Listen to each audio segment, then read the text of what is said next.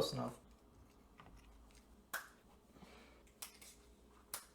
Oh, you've got to be shitting me. Stupid light.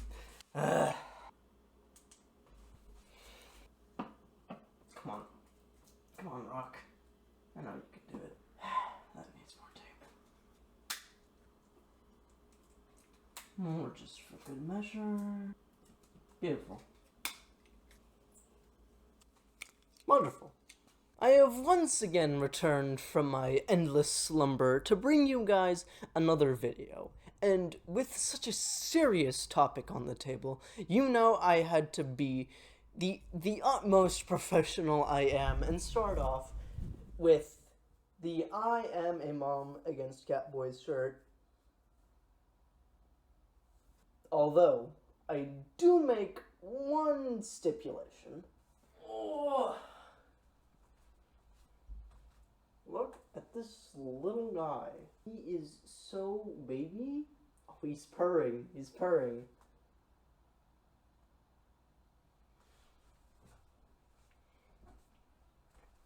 Okay, so I forgot to put this anywhere else in the video as a, big brain.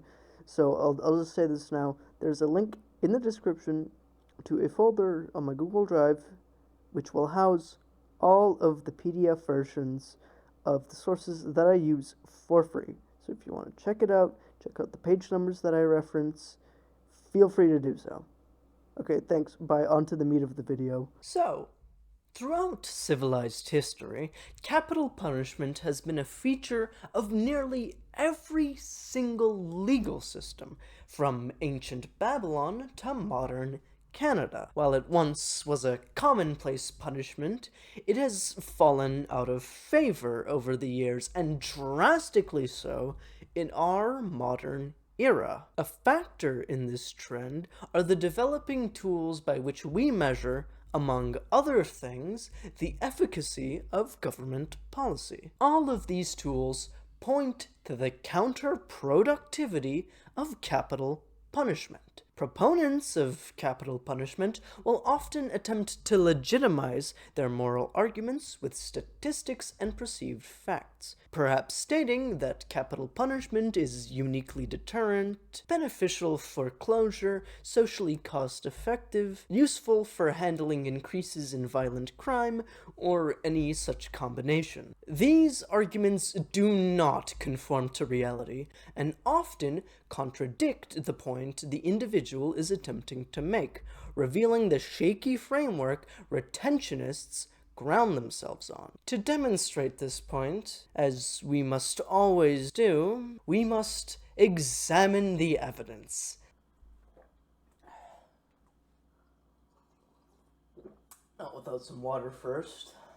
An increasingly popular argument for advocates of capital punishment is that when a murderer is executed, the family and the relatives can feel closure on the matter, with the perpetrator incapacitated and their family member avenged. This narrative is false. If the attempted thief who had cut my neck was punished with the same scenario, or even if they had just killed him, that would have done nothing for my trauma or healing. What actually helped me deal with those emotions was, you're not gonna believe this, counseling.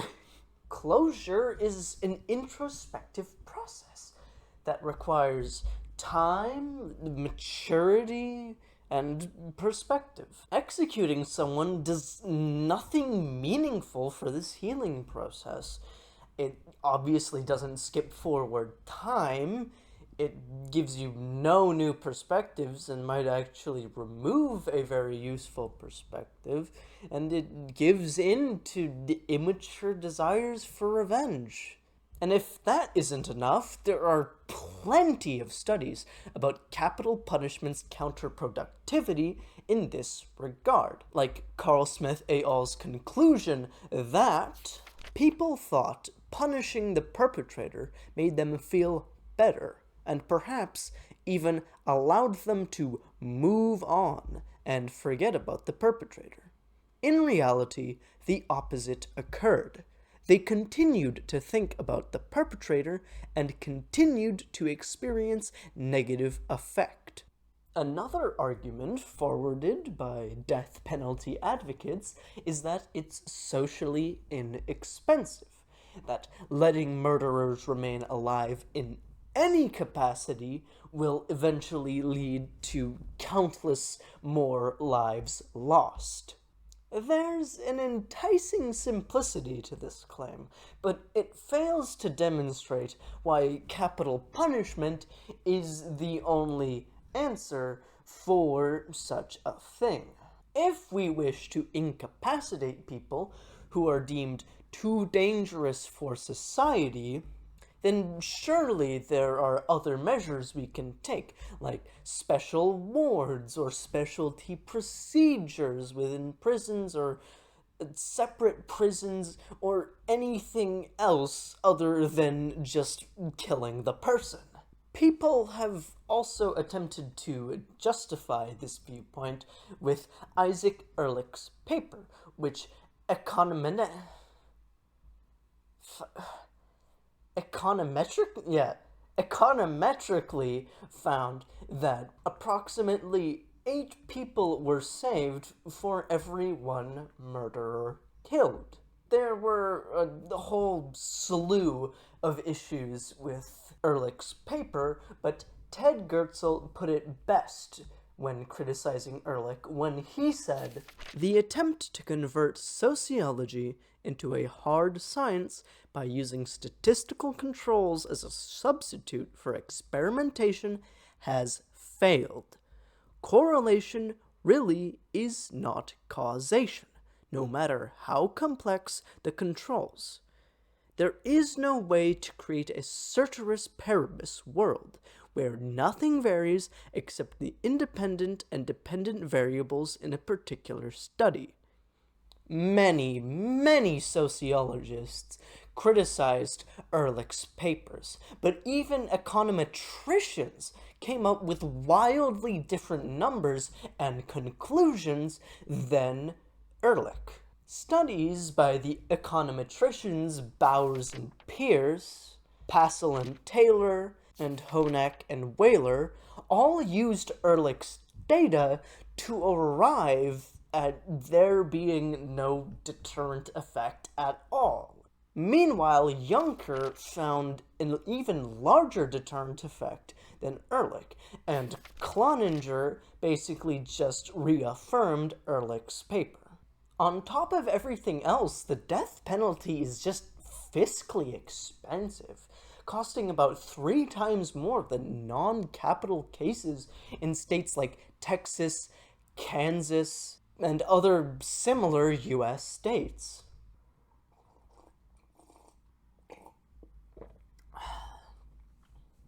Almost won my second cup. Goddamn. That was fucking stupid. Cut that. A related argument claims that society is becoming increasingly violent, and thus we must use swift and decisive action to keep ourselves safe, i.e., capital punishment. Those who use this argument fail to take into account the factors that produce the data they're citing. Police data, which is so often cited, isn't indicative of actual victimizations, just trends in criminal reporting.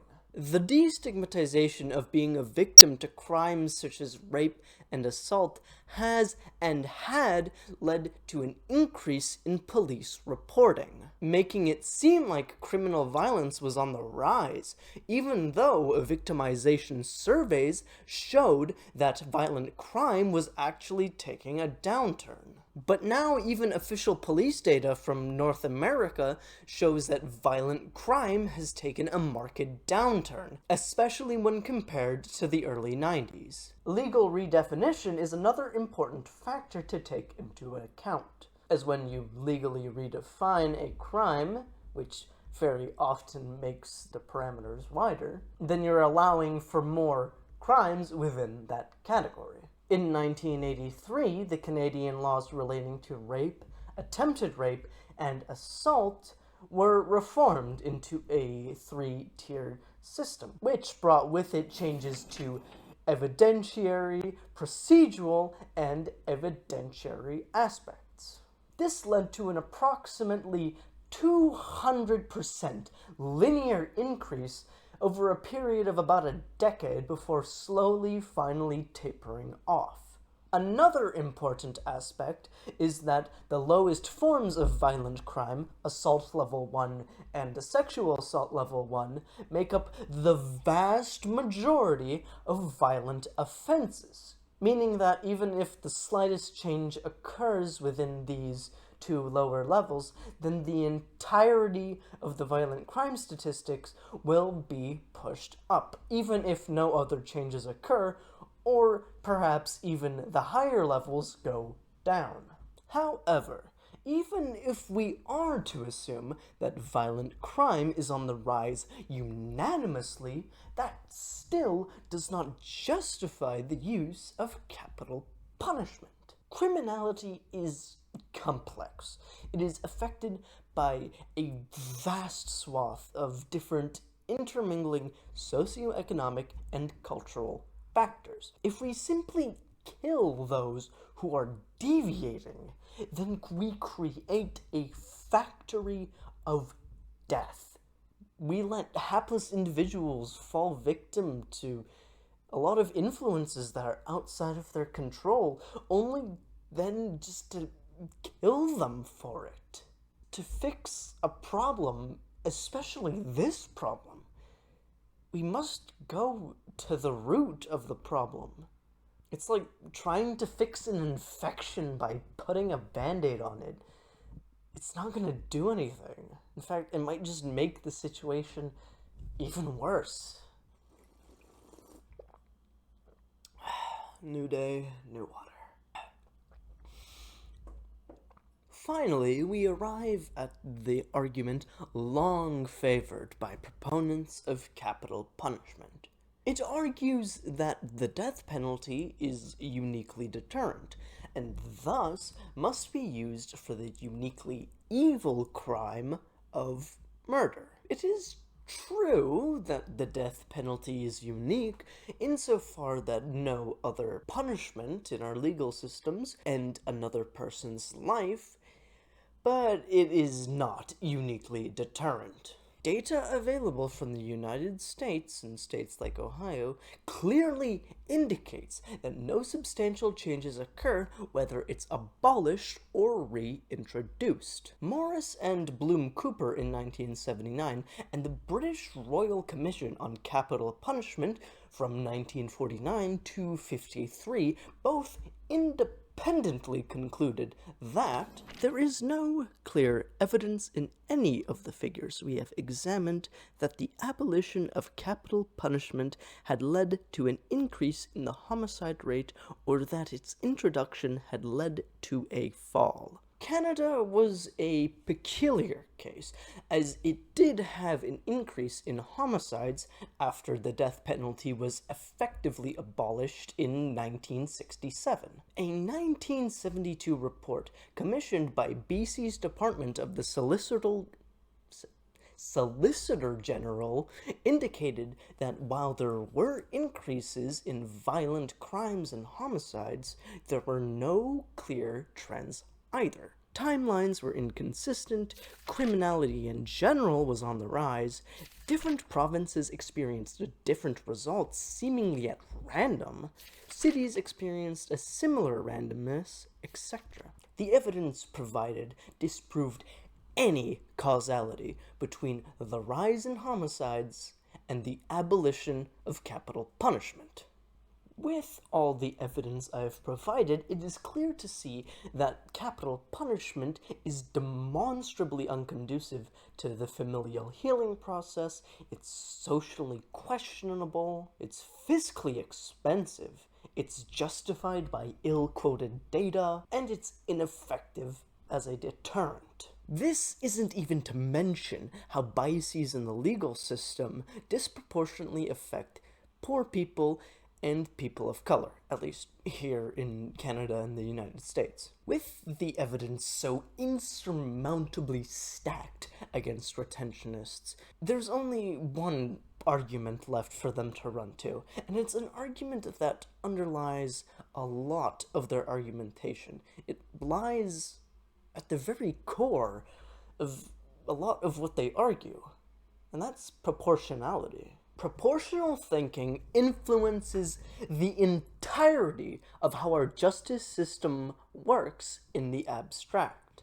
Traditionally, when property is either damaged or stolen, we seek appropriate monetary compensation, imprisonment, or both. And this permeates to other crimes such as assault, abuse, rape, fraud, etc. What is deemed as appropriate financial compensation or appropriate prison time is really dependent on what we think is, and here's the key word, proportional to the damages done by the assailant. But curiously, this notion of proportionality is never taken literally.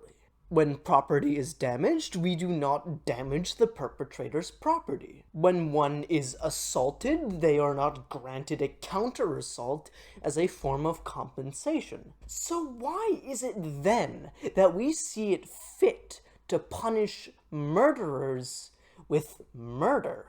Even within the framework of a retentionist, there are other ways to take someone's life without risking the potential of ending somebody's life while they're innocent. Isn't that the entire reason life imprisonment came about to begin with? And what about house arrest? It's been around for centuries, most famously Galileo, who was imprisoned for his heresies against the Catholic Church. It's here where we can start to see just how truly arbitrary our notions of justice are. What we perceive as just is entirely built off of cultural norms and changes over time, just as our cultural perceptions of what is just change over time.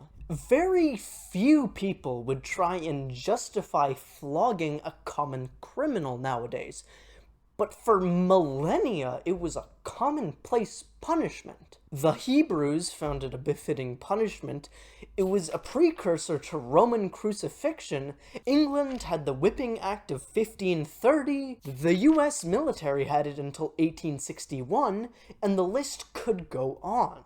A similar downwards trend can be seen with crimes of going against the religious hegemony. With the world becoming increasingly secular, crimes against dominant religious structures continue to fall out of favor each and every single day. Some people try to defend capital punishment and proportionality with these religious structures.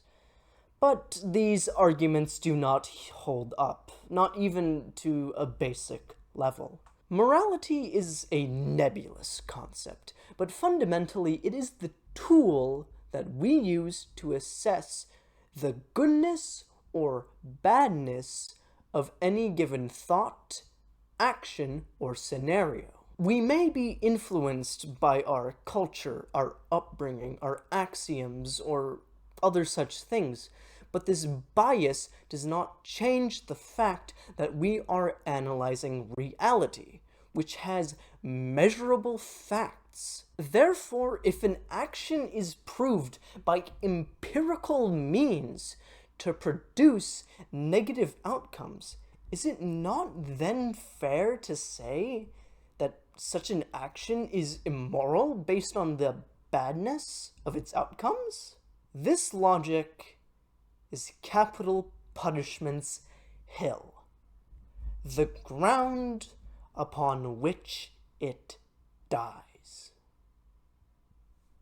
Thank you all so much for watching. I had a lot of fun making this video, even though the recording process can be a bit of a headache, and the editing process, and the writing process, but it's fun. I enjoy it. I enjoy doing this, even if like 3 people watch the video. I'm still gonna be here doing my stuff, coming back. I guess once every couple months instead of 2 years. If you like the video, hit the subscribe button with a little bit of capital punishment.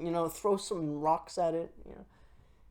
Maybe inject the like button with a little bit of fuck. What is even used in that form of?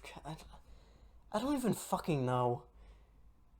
Who cares? Have a good day.